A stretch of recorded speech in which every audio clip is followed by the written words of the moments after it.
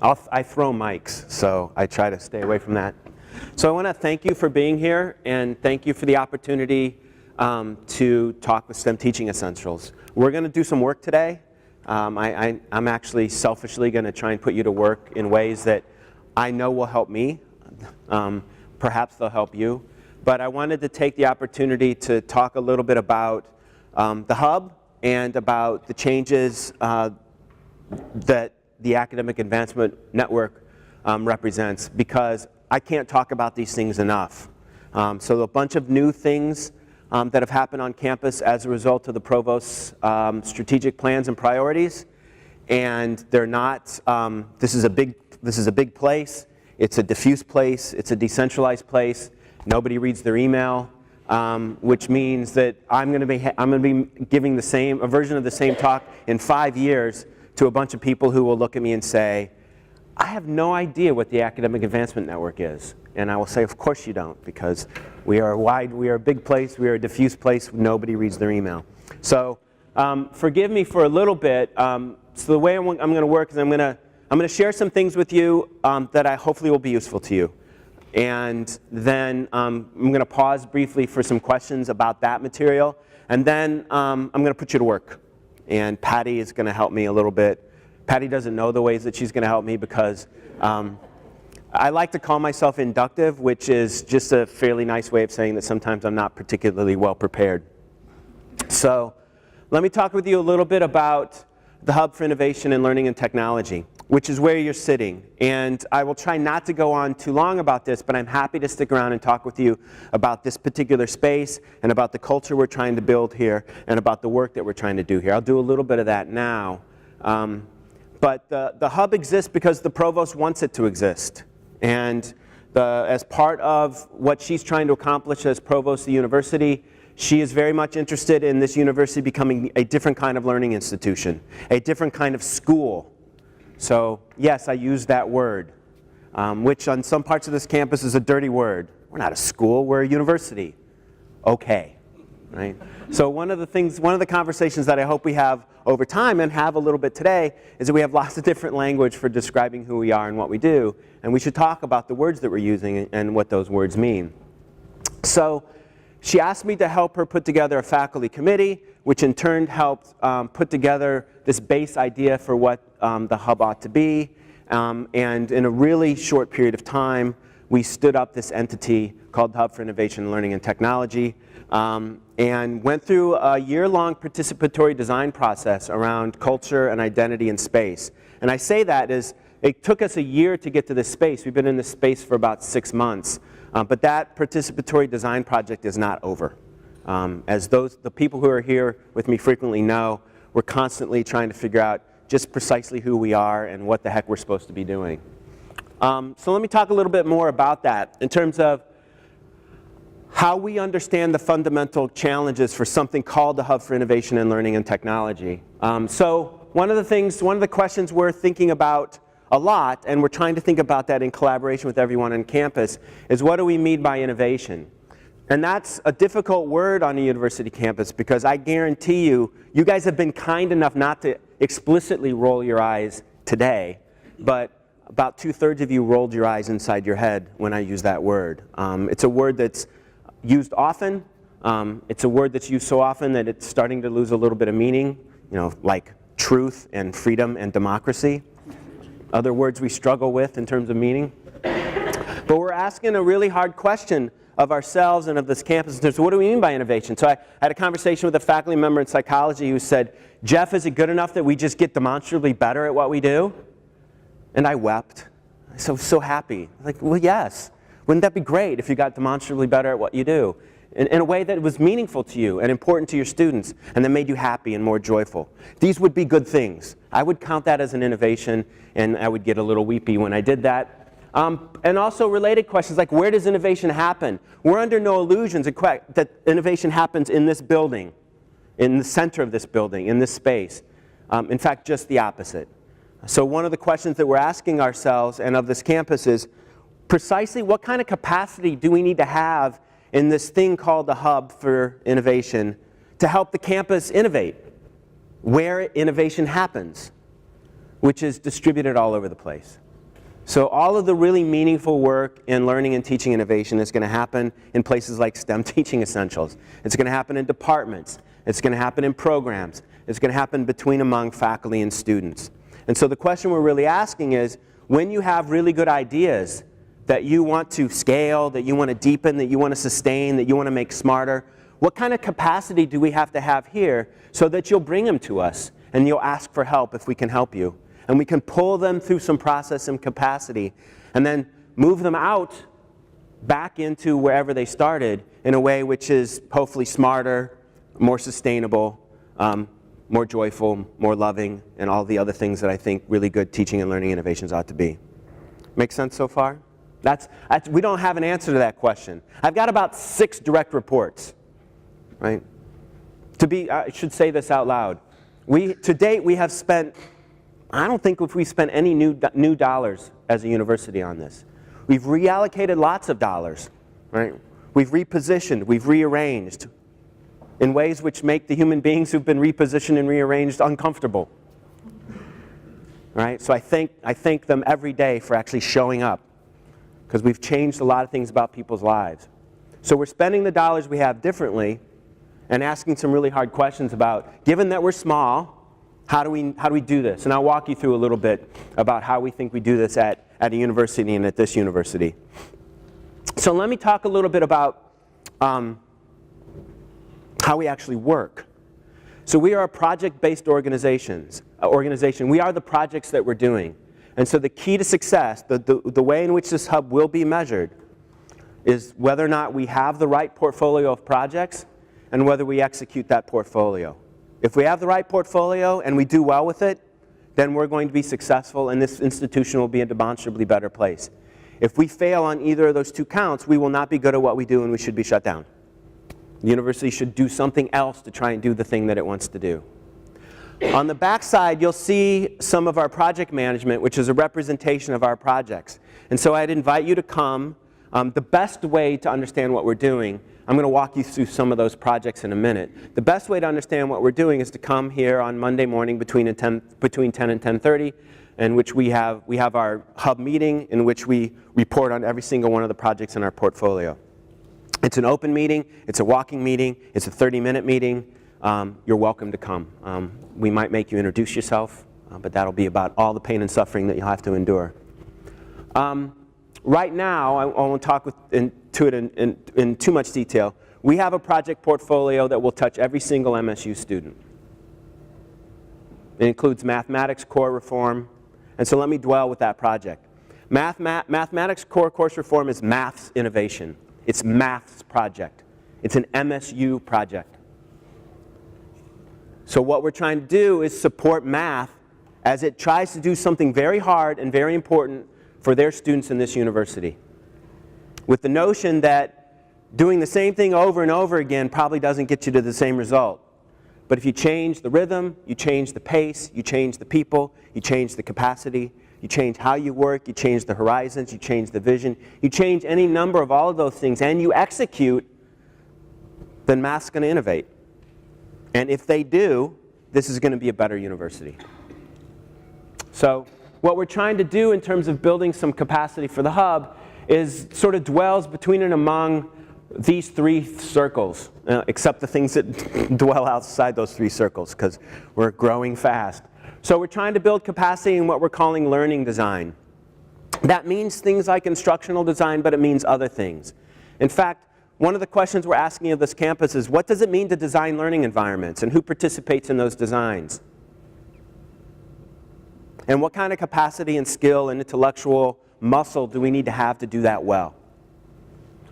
Effective use of learning technologies. This hasn't been as visible part of our work. If anything that we've done has been visible, it's probably in that learning design bucket.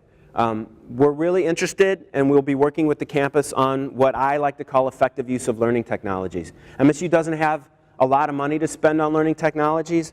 I want to make sure that we have conversations on this campus so that we spend those dollars wisely. I want to make sure we spend dollars on technologies that are pedagogically sound, effective, evidence-based, and used well. Because if they are, they're probably going to help our students. And if they're not, they're probably a waste of money. Right? So I want us as a campus to be able to use technologies effectively as pedagogy, and also reserve the capacity to experiment. Right? To find partners, to find the people in the world who are doing interesting things and try them out here. I also want to reserve the capacity to support faculty teams who invent learning technologies that they want to see live in the world. We have a history of doing that at Michigan State University. We're actually pretty good at that. We're not very good at getting them out into the world, but we're awfully good at inventing them. And I want that space to be shared and visible and actionable for the rest of the campus. And then as Mark alluded to, we're using the hub to build learning analytics capacity for the campus, which I understand to be existential to our future. I think it's one of the most important things that we need to do. It's also, learning analytics is also a domain of activity which is fraught with all sorts of very reasonable and important ethical and intellectual questions. We need to have those conversations as well. So you'll see a little bit more from us about that. And then the last thing that I'll say in terms of capacity that we're building is we're slowly, we've been around a year, we're slowly building capacity to help the campus stand up, I think, really smart online programs. And if you've listened to what the president and the provost have said about online programs in the last year, they've said two things. They've said, one, we need to do more of this, and two, but we're only going to do it in that sort of graduate and certificate level, right? So that's the roadmap. And so one of the things that I'm very interested in MSU having as capacity is not just the learning design and the technology capacity, but some wisdom and some intelligence around how, what the market looks like, and using market intelligence to help us make wise decisions. If we build things, people will not come, right? And you know, there are a lot of faculty in this room. I'm a very difficult, challenging, and egotistical faculty member, and so I'm quite convinced that every idea I've had has been the best idea that anybody has ever had, and it takes a long time to talk me out of it, right? But I've had a lot of really dumb online program ideas that thankfully have never seen the light of day. So one of the conversations that we want to generate on campus is how can we stand up highly intelligent, very effective online programs that the world needs from us? Because if you've also been listening to the president and taking a look at the data on what our enrollment patterns look like, the world needs Michigan State University, but the state of Michigan cannot contain and support Michigan State University. And so we have some tremendous pressures and some, I think, remarkable opportunities to do some work in that space. So real quick, let me walk you through just a couple of examples of projects in that portfolio so that you have maybe a little bit of a deeper sense of what we're doing. Chip, we've got space for you up front. We even have a microphone for you. So if you want to talk later, you can do that. So one of our big projects is vet medicine. So vet medicine, if you may or may not be aware, vet medicine is hitting the reset button on how they educate vets. And they're doing that. One of the reasons they're doing that is the debt to earnings ratios for vets are unsustainable. And so they actually have an existential business problem. But they also recognize it as a real intellectual opportunity to reinvent how we educate vets. And so they've asked the hub to help them with that process. That's VetMed's process. It's being led by vet medicine. There are tens and tens and tens of vet faculty working on it. But we're spending a lot of time and energy on helping them do that as well. And so who's the we? Right, so some of it is the people here. Some of it is pulling Stephen Thomas from the College of Natural Sciences and borrowing, buying, and stealing some of his time to work on that project. And so what we do as a project-based organization is form project teams that have the talent and capacity to do what they need to do to be effective. And one of the things that we will be doing is borrowing, and stealing talent from all over campus. So I may come knock on your door, or on your chair's door, or on your dean's door, and say, hey, I want 20% of that person because she's brilliant and I think she can really help MSU do this thing that MSU should really do well. And then we have a conversation. And that's really one of the principles of the kind of culture we're trying to build here and around campus, that this university has tremendous capacity to reinvent itself as a learning institution. It's just distributed all over campus. And everybody's busy, nobody has any spare cycles, but I'm going to try and capture them as best I can anyway. Science Gallery. You may have heard us talk a little bit about Science Gallery. This is one of those weird and horizontal projects. So Google Science Gallery, you're going to get principally Science Gallery Dublin. It's become an international network, the most, if you believe the Wellcome Trust, the most important public engagement project in the world. So Science Gallery is a learning platform that engages people in learning about science and art. And it's focused on 15 to 25-year-olds, which is a very tough get. Science centers and museums tend to focus on small children and families. Art galleries tend to focus on old people. Right? If you go to an art gallery regularly, you're old. In your heart and in your soul, you have an old soul, which means that you're mature and intelligent and engaging and a citizen of the world. But that 15 to 25-year-old group, that's a tough get. And it's a really important group of human beings to engage in science and engage in art. And importantly for the Science Gallery Network, engage in solving the world's hardest problems. So I won't go on about it, but I could. But I think this is one of the most exciting things this university has ever done. We're going to locate our project principally, but not exclusively, in Detroit. We're going to pop Science Gallery in Lansing and all over the state. I think it's going to have a pretty meaningful impact on how we learn science and do art on this campus too. And I'm really interested in having conversations with you about that. But this is a really good example of using this space to incubate something that's going to get out of here as soon as it can. As soon as that thing can walk and talk and chew on its own, it's going to go live in the world and do interesting things, right? But for now, we're going to incubate it here. A smaller thing, which is, I think, an important example of where we also dwell on this campus, is depending on who you listen to, MSU has been trying to develop a co-curricular transcript or co-curricular record or co-curricular ecosystem from anywhere in between 10 and 35 years. So this landed on our plate, I don't know, Bill, what, 18 months ago? About 18 months ago. We've made more progress in 18 months than this university's made in 35 years on building an ecosystem that will help programs, students represent their learning outside of classroom context. I have some real questions about how it'll be used and if it'll be used and who it'll be used by, but that's the point of the project, is to work with the campus, to work with students, to work with faculty, to work with staff, to see whether we can design and implement a co-curricular record for this campus that makes a meaningful impact on how students represent their learning to the world. So lots of different things, like Science Gallery is a big horizontal thing. Vet medicine is a mammoth curriculum redesign. The co-curricular record is a cultural project with a little bit of technology. 3 different kinds of things that the hub is involved in. All right, let me pivot to the Academic Advancement Network. So the Academic Advancement Network is a reset on what you knew previously as faculty and organizational development. And the network is led by Elizabeth Simmons, whom you all know. And we've operationalized it in terms of a set of nodes which sort of intersect with each other in really interesting ways. The Academic Advancement Network is even younger than the hub. So we really don't know what we're doing yet, but we're moving fast.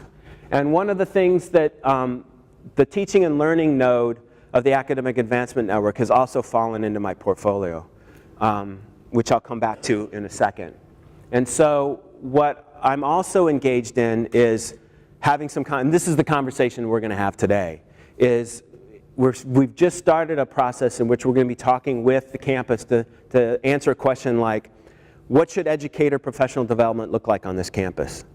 And given that it's distributed and it's not particularly centralized, and FNOD had maybe 1 FTE working on educator professional development prior to this year, in contrast to our peer institutions, which might have had a Center for Teaching and Learning with 10 or 15 FTEs working on educator professional development. So we have a lot of work to do in terms of figuring out what's the best way to do that at Michigan State University and how we're going to measure that. And so I'm going to walk you through a little bit of what that looks like. But what I want to also point out is what I've just described to you with the teaching and learning node of the Academic Advancement Network and this hub is 80% of the job of the Associate Provost for Teaching, Learning, and Technology at Michigan State University. This university has never had an Associate Provost of Teaching, Learning, and Technology. I'm the first. Unless I screw it up, I hope I will not be the last. But it's a portfolio that is being assembled in real time right now, right? And so other than that weird thing called other duties as assigned, which is a really fascinating part of my job, I get a lot of phone calls where I think, are you kidding me? I have to go do that? Okay, all right. I'm really trying to help the campus build this innovation hub and build how we're doing educator professional development. That's 80% of what this associate provost does. And that's the job. And it's a new job, it's a new category of work, lots of changes in language and some reorganization. But this is a new picture for the university. And I need your help in figuring out what this portfolio looks like and how to do it well. And one of the things I want to say about the fluidity between these two things is there's tremendous fluidity between these two things. So the people who work with me closely know that I understand, acknowledge, and respect organizations and organizational boundaries, but not that much. I'm much more interested in functions. I'm much more interested in categories of work. So the Student Success Project at Michigan State University can't conceivably live with any organizational silo. We could try and do it that way, but that would be stupid. Right? We're not going to be successful. It necessarily functions across the campus. And people from everywhere on the campus, IT, this organization, every single college, advising, the neighborhoods, everybody on campus has to understand that the success of our students, in the narrow sense in which we're trying to close opportunity gaps, and in the broadest sense in which we care and love for every single one of our students in our classes, we're all in on that project or it's not going to be successful. It's not. Nobody owns it. We own it, and we have to do it. Right? So the question is, functionally, how do we execute that work? And between and across educator professional development and those innovation projects on the other side of this wall, what I'm trying to do is build teams, right? Functional teams that cross the organization to do that work. So vet medicine, for example, right, is a vet med project that lives also on this board in the hub. Right? In this sense, I'm going to call it a hub project too. Right? But as you've probably figured out, vet medicine can't execute that new curriculum unless they teach differently. They've got lots of pain and suffering in their future. Because that's just hard work. Right? I've been in the educator professional development business my entire career, and it is just pain and suffering and then immense joy, right? When it works. Right? That means that AAN has to help, right? That means the educator professional development function of this university, wherever it lives and in all the places that it lives, has to help vet medicine help those faculty learn to teach differently in a way that they will own and that they care about and that are important and meaningful to their discipline and clinical context. Right? We have things that will start in AAN that will need the capacity that we have assembled here in the hub. Which also means functionally that if you come here on a Tuesday and you come and you sit down and you work with us, right? My office is generally somewhere where Lee and Melissa are living right now. So that's where I tend to sit. That's the Associate Provost for Teaching, Learning, and Technology's office. If you come here on a Tuesday, you might see people working together who get paid by this organization, and some people who work here get paid by this organization, but you won't be able to tell them apart because they're working together to change the world. And this is the place in which it sometimes happens. All right. You can't read this. And I'm not going to walk you through it. But I want to say two things about this. So in terms of reinventing how we're approaching educator professional development on this campus, I have asked a group of educator professional development experts, Eric, Melissa, Patty, and they've been talking with others, Ann Austin, faculty in the College of Education. We're going to be talking with you today to come up with a really smart way in which we can think about educator professional development on campus. And so this is version 1 of a conceptual model for how we want to do that. And it has lots of things in here, right? So it has, you may have noticed that we reset the Lilly program a little bit. You may have noticed that we reset the Adams program a little bit. And the fundamental change there's lots of, I think, important changes there. We preserved what we thought were the strengths, but we stopped caring about what your faculty appointment was. Because that has nothing to do with being an effective educator on this campus. So in there are that. In there are I Teach MSU and some of the things that we have going on. So the two things I want to say about that is one of the conversations that I want to have with this campus is about grounding the educator professional development work that we do on this campus in something like teaching competencies. Right? And the place I want to start is with the competencies developed by the graduate school, which are smart and are a great starting place. So what does it mean to have an educator professional development program on campus, distributed as it will be, that helps educators become increasingly competent at their art and at the science of teaching. What does that mean? What does that look like? What are those competencies? What does it mean if you become more competent? How do we represent that in a merit review and in a promotion and tenure review? I will tell you that one of the most common questions that I've gotten in the short time that I've been doing this is from chairs asking for help to try to understand good teaching. What does good teaching look like? How do I know it when I see it? We can have that conversation. But more importantly, we can build a curriculum around educator professional development on campus which is coherent, which has shape, which has direction, which, if we execute it, increases the teaching and learning capacity of this campus. So that's one thing I want to mention to you. That will be a conversation that you will see over the coming year very intensely. And I want you to participate in it, because it isn't going to work if we don't do this together. Nope, that's the only thing I want to say about this. We can come back to this a little bit later. So that was a lot, and that was hopefully all that I will say in the way that I've been talking at you right now. But I did want to, before we got to the working part of the meeting, I did want to pause to see if you had any questions about the world as I've presented it to you of the Hub and the Academic Advancement Network, those changes, the language that I used, how those things fit together. Questions you might have. Yes? So you presented some examples of some big projects that the Hub is working on, but are you open, or is the Hub open for smaller projects that may only be a few faculty working together? Yeah, so the question was, I presented some examples of big projects, but are we open to smaller projects which might just have a couple of faculty working together? The answer to that question is yes, right? So I want as many ideas coming into this building as possible. So do not hesitate to write or call me or anybody else and say, hey, I've got this idea, can we talk about it? We're going to be excited to hear that.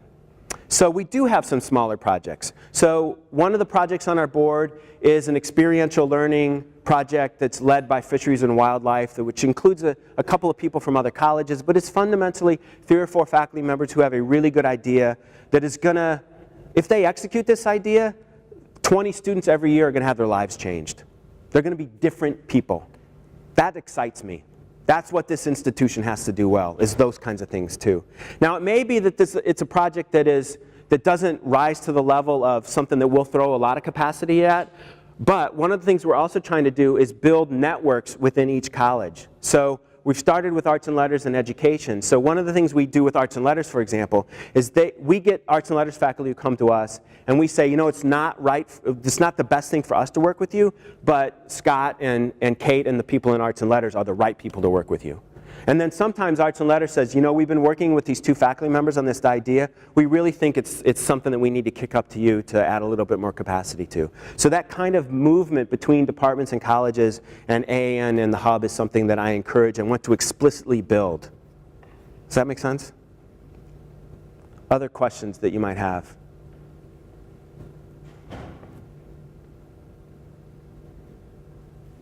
Yeah. I apologize, I came in late because I was educating.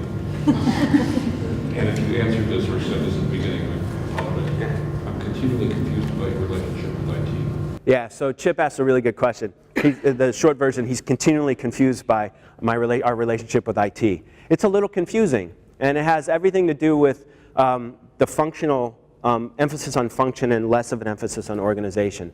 So I said that I have about 6 direct reports. There are about 10 other people who you will find here working, who understand themselves as part of the Hub and working in the Hub, who are actually IT, right? And so you might know them as Teaching with Learning, with the Wills House people. So there is a permeable membrane between the learning and technology people in IT and the Hub.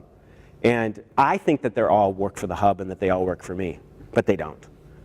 So one of the things that we've been explicitly working on over the last year is what is the precise nature of that relationship. So functionally the way it works for IT is the Hub is one of their big projects for the year. So the way they account for it and manage it in IT, the Hub is this big project for IT that they spend money on. The way I think about it is I have an open bar tab with IT and I'm spending a lot of money. And that money is in the form of asking that teaching and learning people get allocated to Hub projects on a case-by-case basis. Now, there are some things that that Teaching with Technology group does which are not hub projects, which are the things that they've historically done. So it is a little bit confusing. And so what we try to do is, there might be projects that come through IT that get kicked over to me, and conversely, there might be ideas that come to us that we then move back over to IT. But we try to be explicit in the communications with people. So it's a little unusual. It's an unusual way to work. And it's working. It's for the people involved, I think it's been various versions of confusing. But for me, it's really dead simple. They just all work for me.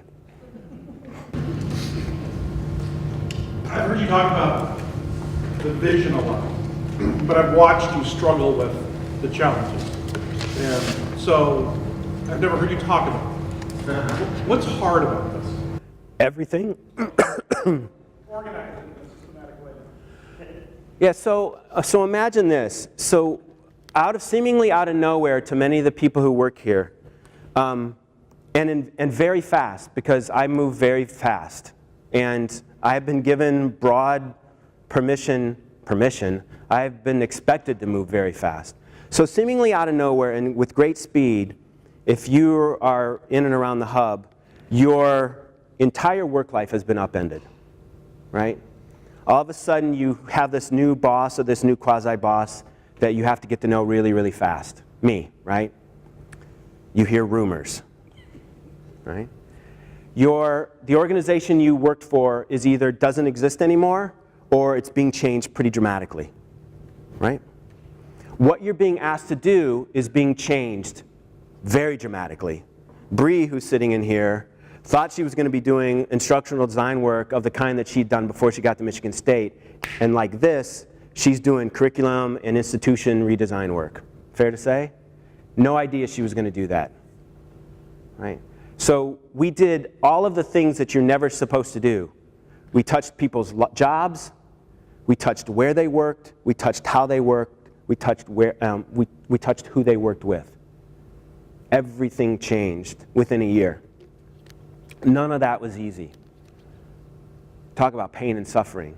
So the people from IT and the people who moved here from Global and the people we've hired in are some of the most remarkable people I've ever worked with in my entire career. Because I asked them to do things which are extraordinarily difficult. And they're doing it. And what that signals to me and what that should signal to you is that whatever else we have in this Hub for Innovation and Learning and Technology, we have wonderful human beings who are going to help you do what you need to do. So all of that was really, really, really, really hard. And then we're in new hard phases, right? This is hard, right? I thank you for taking the time. But what we're doing is different. And what we're doing is going to intersect with what you're doing, I hope. And that's going to represent some changes. Hopefully some positive changes. But nobody likes change. I've never met a human being who likes change. Nobody does. It's always hard. And we've done nothing but change. And then our job is to help the university change. So I'm always astonished that people actually want to work here. Because this is not the easy stuff. This is the hard stuff. I don't know if that answers your question, Mark, but that's 35,000 feet. Well, I think that the lack of well-defined paths is incredibly liberating and confusing. Well, one of the virtues of MSU MSU is the most indirect place I've ever worked in my entire life. Everything comes horizontally. Nobody's ever told me what to do or how to do it. They have made it quite crystal clear that I have to do it. That has been made unmistakably clear. But how to do it has not been. And so be patient with us, because we're figuring this out as we go along.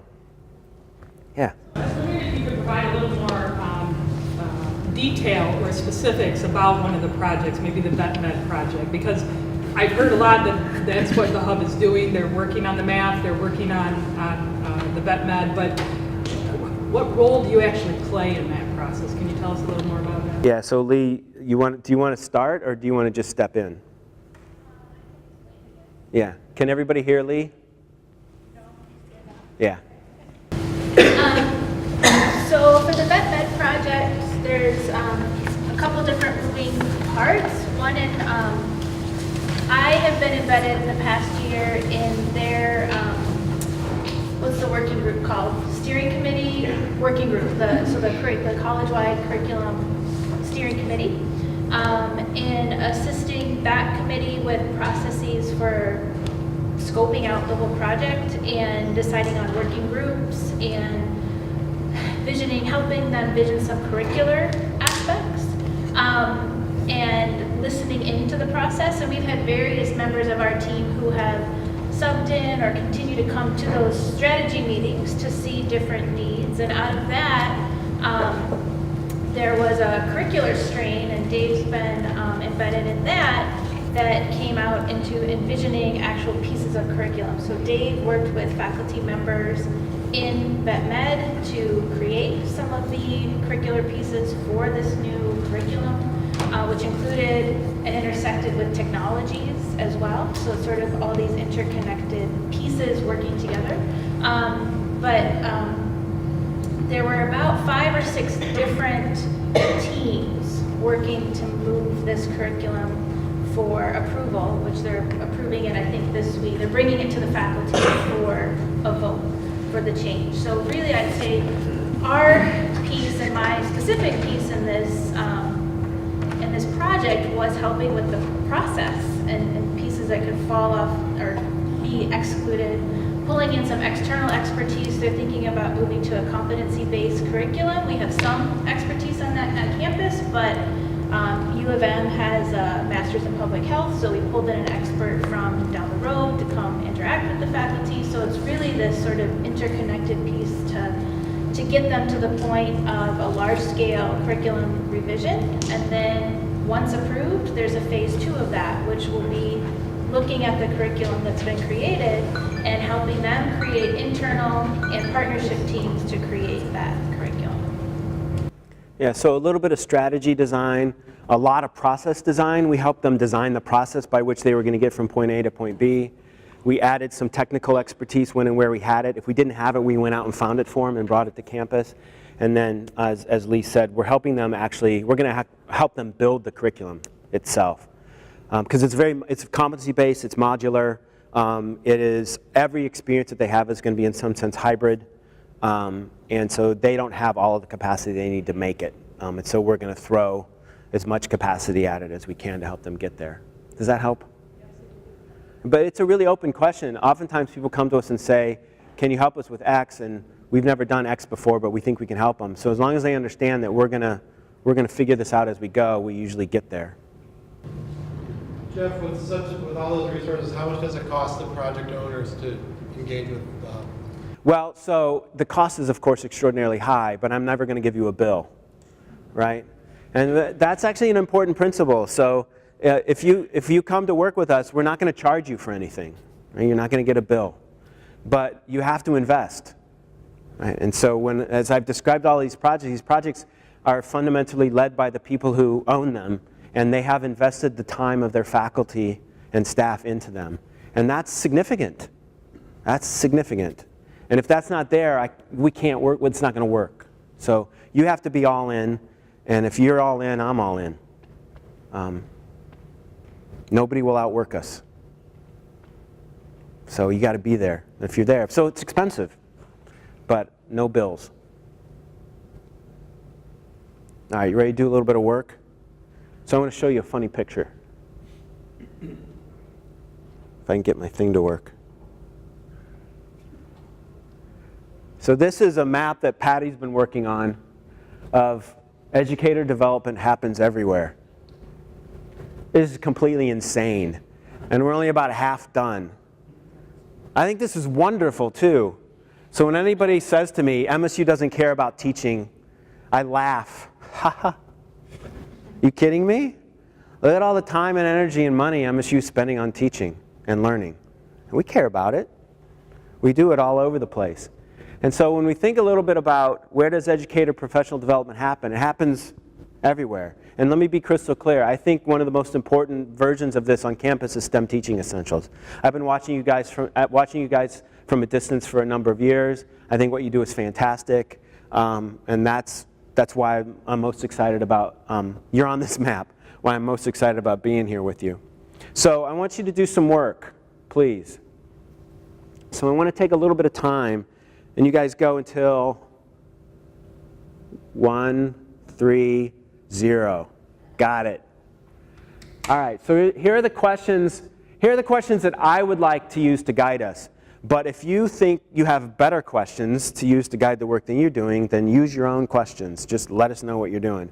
So what I would like to do is I would like to start to build a better map about educator development. So we're calling this a network of educator development on campus, but it's not a network. It's just a distributed set of things, right? It's a network if we actually get it to behave like a network, right?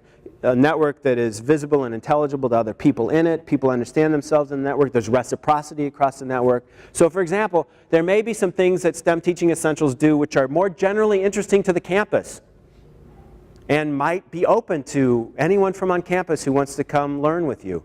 And there are certainly going to be things that you do in STEM Teaching Essentials which are so disciplinary specific that for a writing teacher like me, I would be at sea. Lord knows in my writing department, where we have educator professional development activities every single Friday, most of them are so weird and idiosyncratic that you would never want to come. We need to work on that. So I want to use this to socialize what educator development are happening in your world. Figure out how you want to define your world. Lab, department, whatever. What support do you believe should be a function of your locality, however you want to define your locality? And then what I really want to know is what support should be provided centrally. So let me give you an example of that question. One of the things that we're genuinely struggling with is where should blocking and tackling happen with regard to educator professional development? And I realized I just used a sports metaphor, which I've been an academic for 20 years and they never work and I continue to use them. What I mean is, where should the basics happen, right? Should they happen? Should that be something that is provided to the campus centrally, or is that something that should be distributed? Is that something that should actually happen closest to the faculty as possible, so that what we do centrally is up a level from the basics? I think that's a really hard question. So what I'd like you to do is take about 7 minutes to write or draw or scribble individually, and then at your table I want you to work together to compile some things for 15 minutes and share out for 20 minutes. Now when you do the table stuff, when we get to that table 15 minutes, feel free to write on the wall if you want to write on the wall. Feel free to grab a whiteboard if you want to grab a whiteboard. You can use paper if you want to use paper. But a lot of the walls in here are writable and a lot of the boards move, so please do so. Does that make sense? And I will time you. I didn't put any of the timers in. I know the people who work with me think, you're such a knucklehead.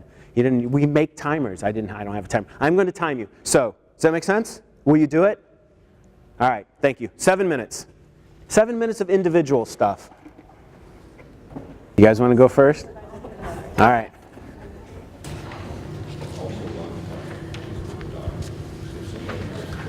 So I guess in terms of current projects, I'm involved in the AAU project, which has had a really big impact on my thinking about teaching. So that's really sort of at the top of the list. And I was actually part of the first cohort of STEM Gateway Fellows. The other thing that's been happening locally was the transformation of the general chemistry lecture and laboratory courses, which also sort of tied into the AAU project. But that's had a really big impact and sort of in, I think, changing thinking about instruction, certainly at the introductory level in chemistry. And then the other thing that's starting to happen in chemistry is people just sharing resources that they've developed for courses, so that it's not necessary for everybody to reinvent the wheel. In terms of things that I think are really a function of the department is, if there's time you want to develop a new course, particularly if it involves technology, there needs to be some kind of mechanism for the release time to account for the time it takes in developing something that's new.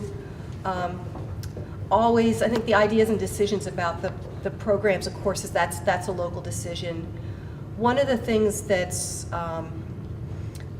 has worked, I think, well in chemistry in terms of the transformation of the general chemistry lecture and lab is sort of this idea of faculty mentoring other faculty and sort of an apprenticeships system. So the first year of the transformation of general chemistry, when there was somebody teaching besides Melanie Cooper, the instructors who were teaching with her would sit in on her lecture and then teach their lectures. And that was a really effective way relatively painless way of learning a totally new curriculum. And then back to the sharing resources. So I think one of the big places the hub could be helpful is to serve as an expertise clearinghouse, because we got this problem. MSU is a big place, and often you don't know that there are other people that are doing things that overlap with what you're doing, and sometimes it's just by chance you find out that, oh, we're thinking about the same thing. And then another thing is, if we want to encourage innovation, there needs to be some kind of mechanism to support assessment of those innovations. Because I'd say in general, faculty may not have the expertise to do the assessment or the time. So, that would be a place that the hub could provide some of that expertise to do the assessment. That would be really beneficial. Thank you. Can we go next? You may go next. Because I want to echo a large amount of what Lynn said as far as what's happening locally and then what's happening kind of maybe add a few things at the college level, and then what we identified as central. But we kind of thought more about AAN as opposed to the hub, but big group together, right? The And distinction so- means nothing to me. We agree that locally, right, it's this, it's the collaboration, building a culture locally within your faculty that we share expertise in things, and that as a whole, we develop what the curricular content for our unit should be. That instead of people individually developing my course, it has to be more of a collaborative effort. And, there's 3 of us here at this table from BLD and others here close by. We did the same level scale of curricular review that VetMed did, and we're kind of on the rollout phase of that right now. And you're right, it's painful. And it was something that we all invested in. But that's ours. That's our baby. That's local. At the college level, we identified things that are more STEM or science related. So it's more like a dispersion of ideas, but all that relate to STEM education more specifically. We're not going to be benefited much by, having someone from communication arts coming in and talking to us about that. Because it's harder to envision taking that kind of a pedagogy and adopting it and adapting it to science curriculum. It's harder to do. At the higher level, same thing. Assessment is really big. That's what we need help with. We're rolling out this new curriculum. We know we have to assess how effective it is and hope that our students are much better capable than what they came out with in the old curriculum. But we're at the point now, we need to assess the old curriculum students before they leave so that we have a baseline and we don't know what to assess. We're completely lost at that point because we're not trained in that. And so that, and then the other thing that we came up with was teaching evaluation and assessment and academic program review. You really need somebody who's impartial for that.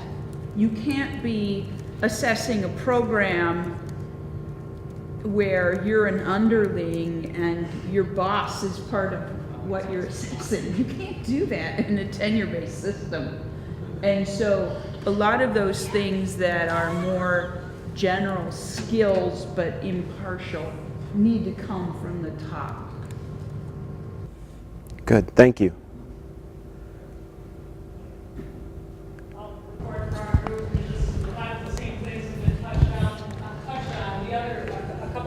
Under professional development opportunities. We have the STEM, Limmery already said it, the STEM Gateway Fellows. The other thing I'll mention is the STEM Alliance, and I'm going to make a pitch because the meeting is May 4th from 11:30 to 1:30 over in the International Center. And it's all going to be about the Center for Integrative Studies in General Science. So all these kinds of things that we talk about at the STEM Gateway or the STEM Teaching Essentials, we're going to focus just on CISGS and have them talk about what they're doing. So that's an opportunity for professional development. Isaac talked about a really cool virtual faculty learning community based on Facebook and how they share materials, they pitch problems, and they're able to get new ideas in a virtual setting. And Andrea was talking about how starting the conversations, having regular meetings just to talk about these things is a really nice way to think about professional development. That doesn't mean that you have to become a fellow and put in all that kind of effort and time into something. It could be done in a sort of casual way and still contribute to one's professional development over time. To just add to the part about centrally, one of the things that everyone sort of agreed on was the need to know where to go for this. So going back to what Limmery put up there about a clearinghouse. So somehow knowing what are the resources that are available here, where's the expertise, that sort of thing. It's all out there somewhere, but there's no sort of central place to find that. So it doesn't mean we have to start new programs, but even thinking about making sure everybody knows what we actually have.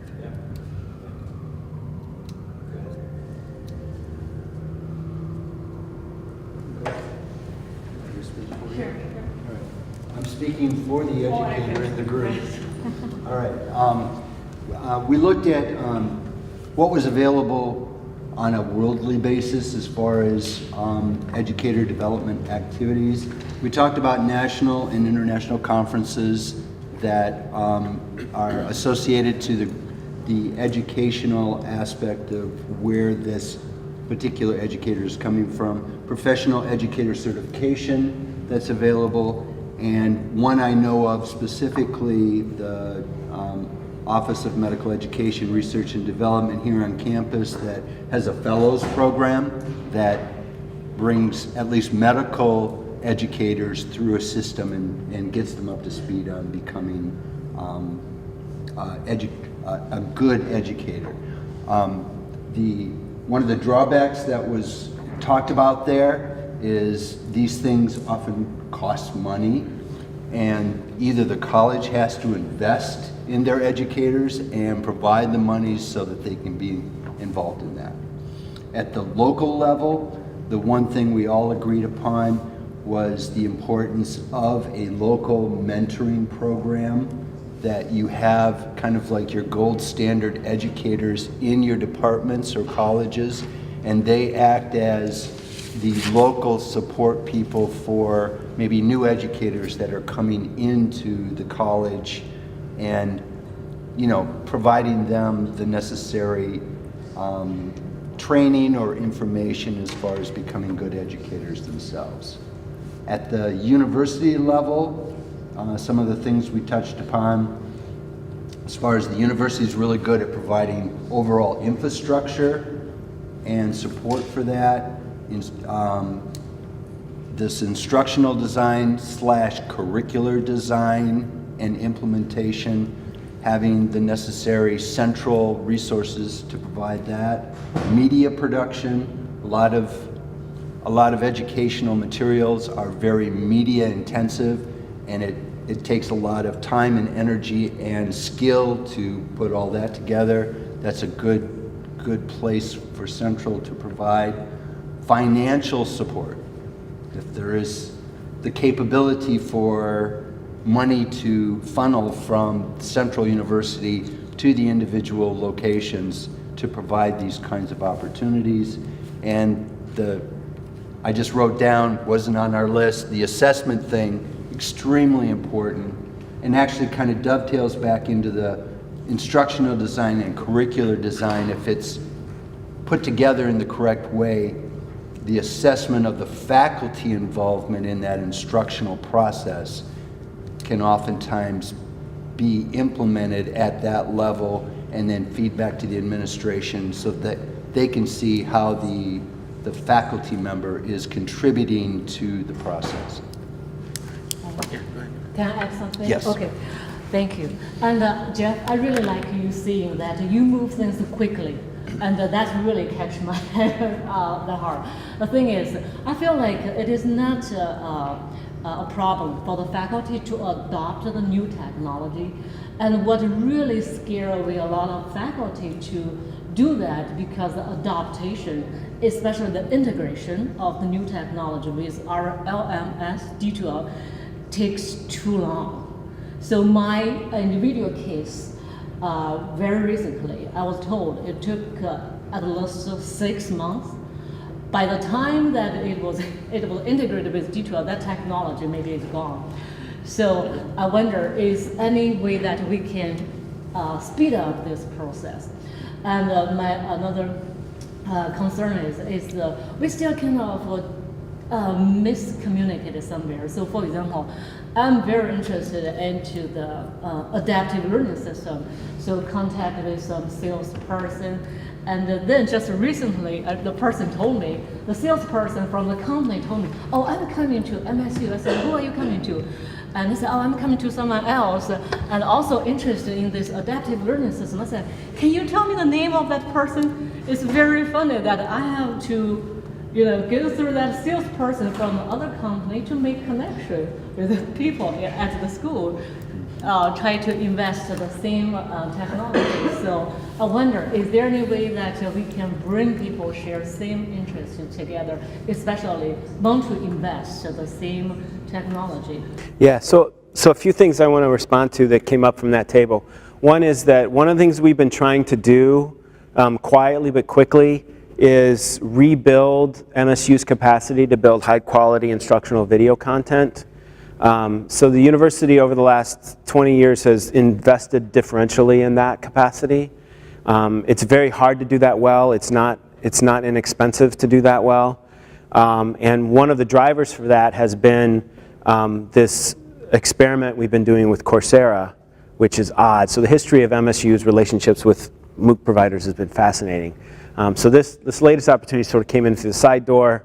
We've been experimenting with it. We've had a lot of success, frankly, and learned quite a bit from it, but had exposed the institution for not having the ability to produce high quality instructional video content. So we've been slowly, as best we can, trying to rebuild that capacity. Another thing that came up at this table, which I want to sort of address more broadly, is a couple of things. So the LMS is not agile, right? It's infrastructure. It's like plumbing. And so we invest a lot of money in that. And so I'm interested in facilitating some conversations, which I hope will be really interesting, about this notion of a post-LMS university, which we fundamentally are anyway. But be that as it may, we shouldn't let integration with the learning management system get in the way of using really good technologies effectively. So let's not let those two things become dependencies. And there's ways in which, let me just say that, let's not necessarily let those two things become dependencies. Salespeople crawl all over this campus. And I'm one of the few faculty members who doesn't mind taking a sales call. So one of the things we can use the hub to do, though, is if you are interested in having a conversation on the use of a particular technology, come to us and say, I'm interested in having a conversation on a particular technology. Do you know of anybody else who's interested in having that? Or could you help facilitate a conversation on this campus to draw people in who might be interested in having those conversations? So this space that we're in right now gets used constantly. I'll walk in here on a Wednesday and have no idea who's sitting in the middle of this place doing something. And oftentimes it's a conversation that faculty are facilitating between and among themselves about a topic like that. So one of the uses of this shared space is to pull together conversations, and you can direct salespeople to me.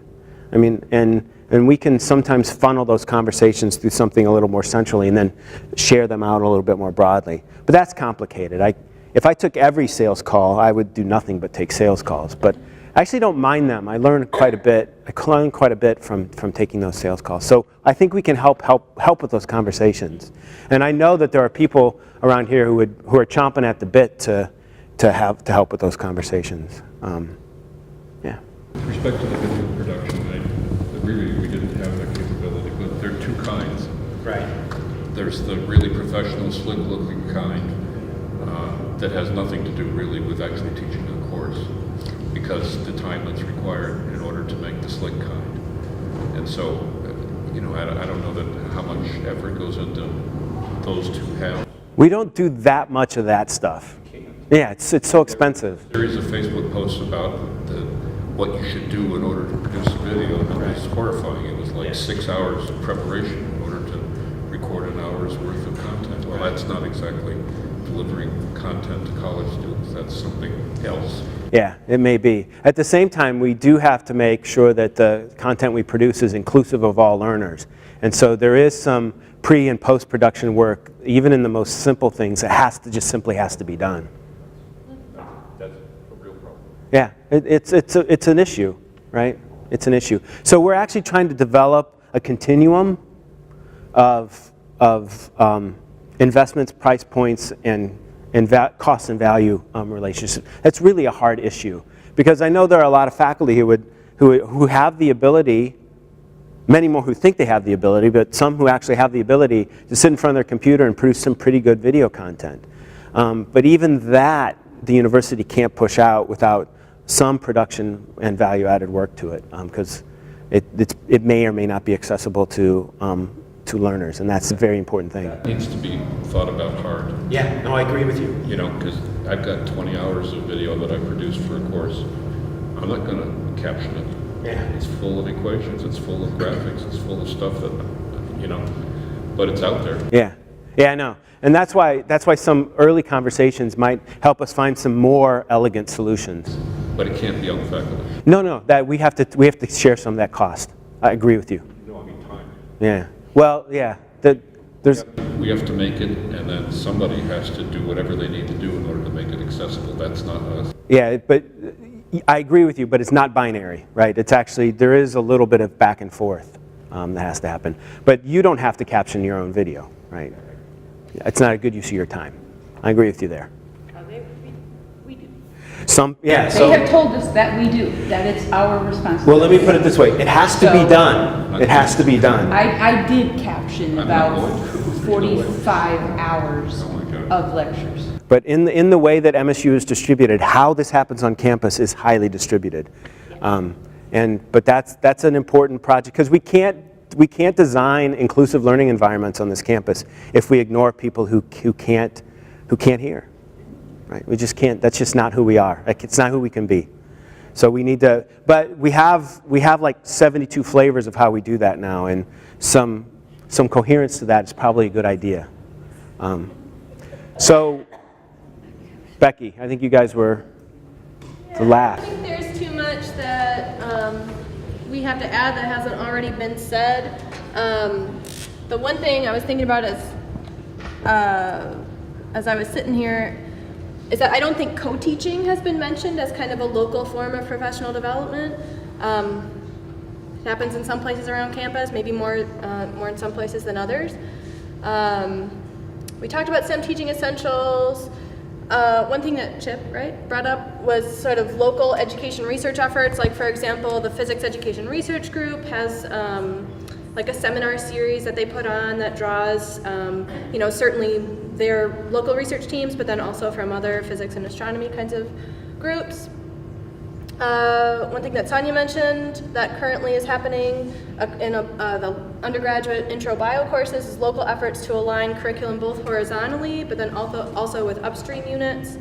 So there's some, pedagogy work and curriculum development that happens in those kinds of conversations. I mentioned co-teaching.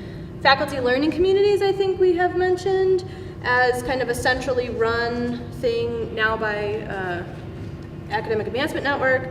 And the Lilly and Adams Fellows programs, stuff that we sort of,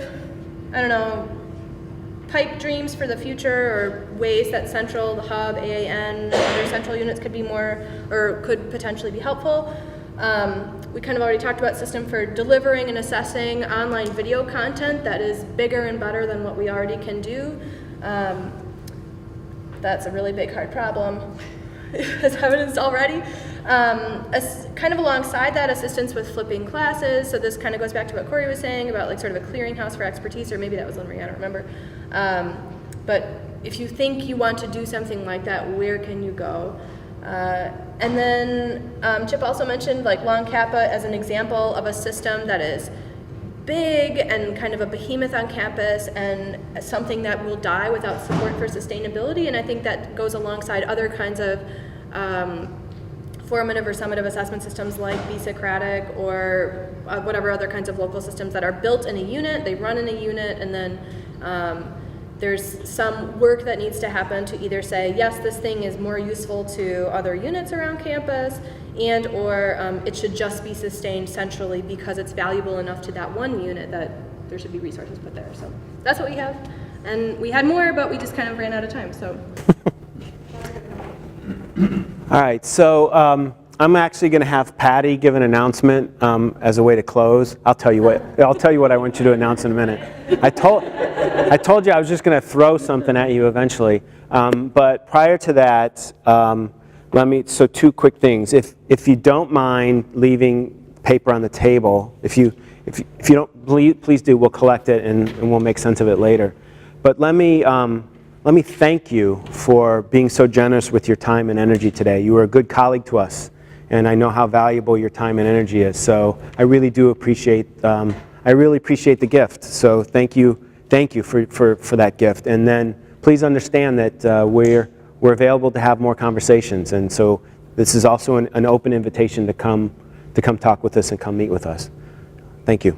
And the announcement is about the spring conference. Oh, yes. So we have 170 people who have already registered for the spring conference, but the registration is still open. We've got a great host of faculty and graduate students and mixes of those presenting at the conference. So the 2 days, May 10th and 11th, will be packed full. So what is the first annual spring conference? Yes. It can't be annual until second, I don't think. So this is the first time we've done what? So traditionally, FNOD used to offer the Spring Institute, which was a series of longer seminars. At the same time, there was the Academic Technology 2-day event where you could come and it was a series of workshops.